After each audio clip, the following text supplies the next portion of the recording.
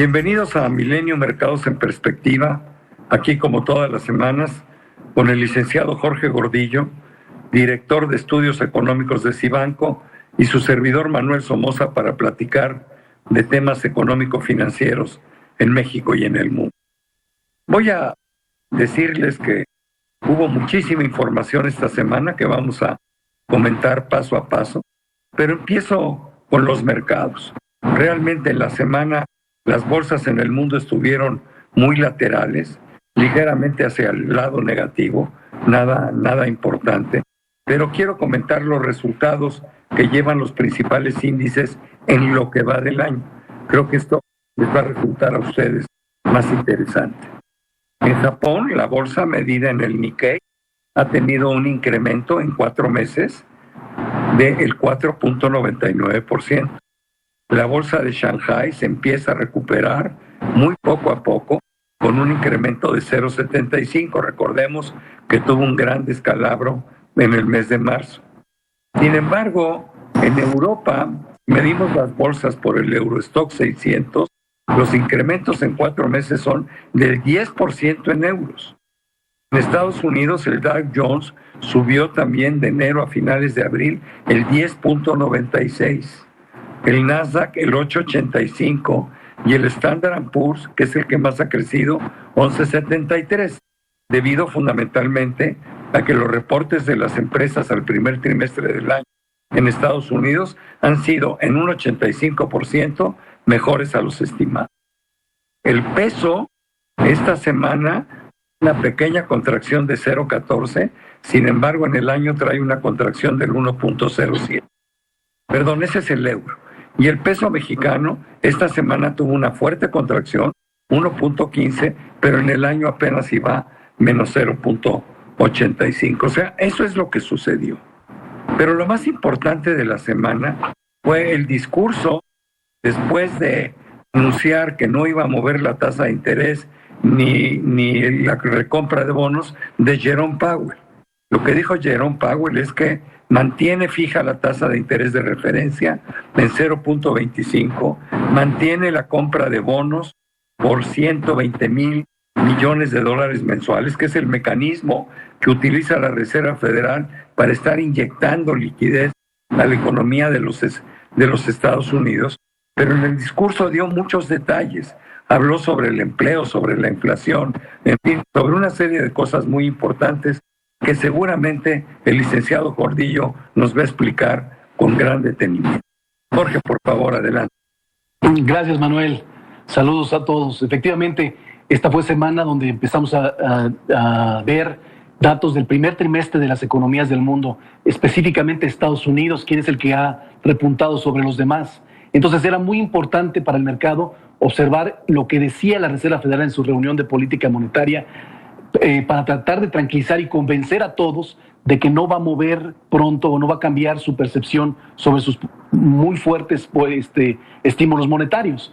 La Reserva Federal dice, sí, efectivamente estamos viendo que la economía va a repuntar, viene bien, tenemos una mejor percepción sobre la economía, pero todavía estamos lejos de los niveles que queremos estar en cuanto a niveles de desempleo, en cuanto a niveles económicos. Entonces, hay que irnos tranquilos, dice la Reserva Federal. Y no solo eso, sino dice, sí, efectivamente va a haber un repunte en la inflación, pero todos los temas relacionados a la inflación todavía los seguimos viendo que están siendo empujados por temas temporales. Entonces, dice, nos está dando 2 mensajes. Nos está diciendo que acepta que la economía norteamericana está reactivándose muy rápido, pero que no le ve cara todavía de sobrecalentamiento, que está apenas en una fase primera de esta reactivación y que cualquier presión inflacionaria será temporal. Entonces dice, no vamos a cambiar ahorita nuestro plan, es muy temprano para hablar de salir, de bajarle compra de bonos, de empezar a pensar en aumentar tasas de interés. Esa fue como el total mensaje que quiso dar sobre los mercados. Ahora, los mercados lo compran a medias porque ya empieza el dato de PIB fue tan importante en Estados Unidos y vemos otros tipos de indicadores que generan cierta preocupación, que ya empiezan a especular el mercado de que a lo mejor para tan pronto como el verano, que en la reunión de Jackson Hole para agosto, cambie un poco el discurso de la Fed y digan que empezarán a disminuir para final de año su compra de bonos. Bueno, lo que dices es muy importante. Yo creo que los mercados lo compraron parcialmente. El discurso se va a poner a prueba el 12 de mayo que sale la inflación del mes de abril en Estados Unidos, que yo estoy suponiendo que va a salir arriba del 2.60, es decir, por arriba de la que vimos en el mes de marzo. Y yo creo que esto va a poner nerviosos a muchos y vamos a poder volver a tener episodios de volatilidad. Yo quisiera que abundara sobre el crecimiento de Estados Unidos. Se anunció el viernes en la mañana que la economía había crecido 6.4%, perdón, el jueves, 6.4%, aunque había un estimado de 6.7%, pero bueno, pues es un incremento verdaderamente importante, y esto para fines de los rumores sobre la inflación y sobre el sobrecalentamiento que pudiera tener la economía en Estados Unidos, bueno, pues es echarle gasolina a la hoguera, ¿no? Yo estoy más del lado de la Reserva Federal, pero no dejo de ver que el riesgo existe, ¿no? Y que los factores reales pues van a poner a prueba ese discurso, como lo dije antes. Sí, efectivamente, aquí la preocupación que hay es en las economías emergentes, porque lo que nos estamos evidenciando todos, bueno, también en otras economías financieramente hablando, porque lo que estamos evidenciando es que Estados Unidos se está desmarcando del resto del mundo. Su cantidad de estímulos fiscales tan impresionante, sus estímulos monetarios, están dando señales claras de que la economía norteamericana va a salir a niveles previos de la pandemia tan pronto como el trimestre que entra. Y se va a empezar a enfocar rápidamente en un carril de rápido crecimiento y nos va a dejar a todos atrás. Y entonces la preocupación del mercado va a tratar de adelantarse de si la Reserva Federal va en algún momento decir ya no necesito estímulos, y entonces sí nos podría afectar a todas las economías que vamos retrasados en nuestro proceso de vacunación, en nuestro proceso de recuperación económica. Entonces es muy relevante y efectivamente, como dices, ante la incertidumbre vamos a ver volatilidad entre a veces el mercado estar confiado con lo que diga la Fed y a veces no creerle tanto, y esas son las explicaciones de los vaivenes de los mercados. Nos llama mucho la atención, por ejemplo, en el crecimiento. El crecimiento, como lo miden en Estados Unidos, es un crecimiento trimestral anualizado, ¿no? O sea, ¿cómo crecería la economía si creciera igual que esta vez? Y está arriba del 6%, entonces es muy probable que la economía norteamericana sí crezca todo el año más del 6%.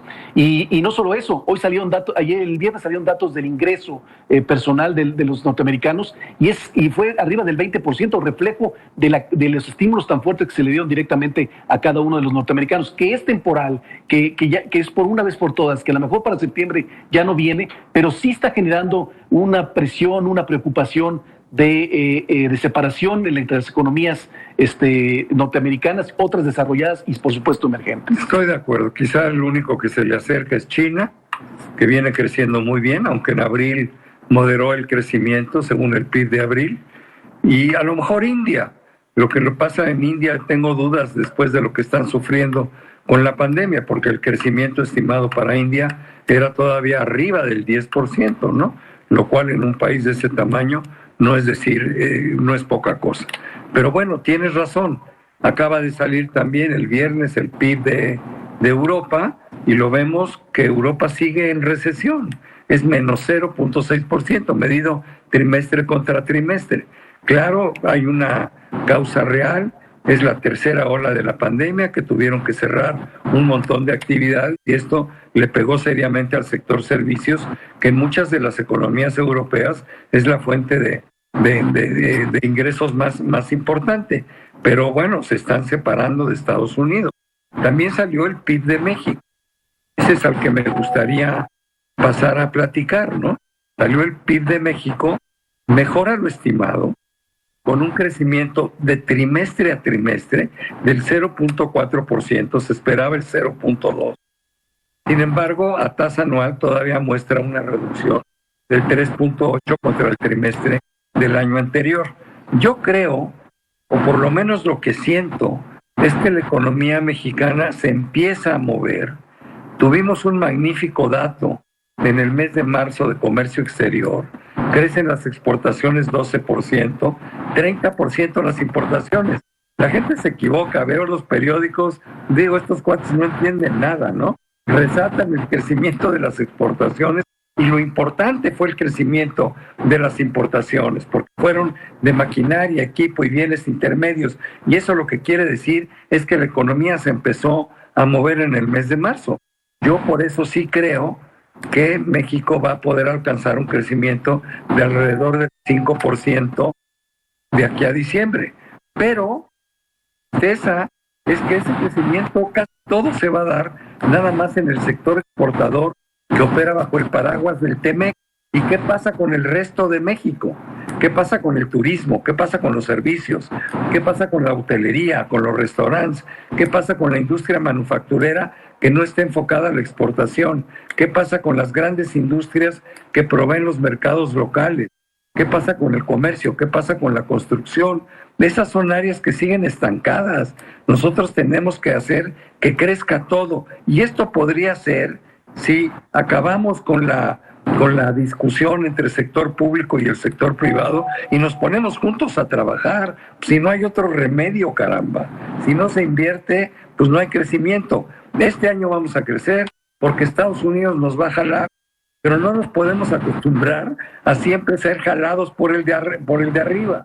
Tenemos que hacer las cosas por nuestro propio mérito, porque si no, ya verás, el crecimiento del año entrante, vamos a regresar, en el mejor de los casos, a los magros numeritos del 2 o 2,5%, lo cual sería tristísimo, porque así vamos a recuperar los niveles de diciembre del 18 hasta el 2024, ¿no? Totalmente de acuerdo. Notamos muy esperanzadosamente hablando que, como dices, la economía parece que repunta, parece que va camino hacia una cierta normalidad. Para el segundo trimestre esperamos un crecimiento trimestral de arriba del 1% en la economía mexicana. Va a ser un crecimiento anual de arriba del 10%.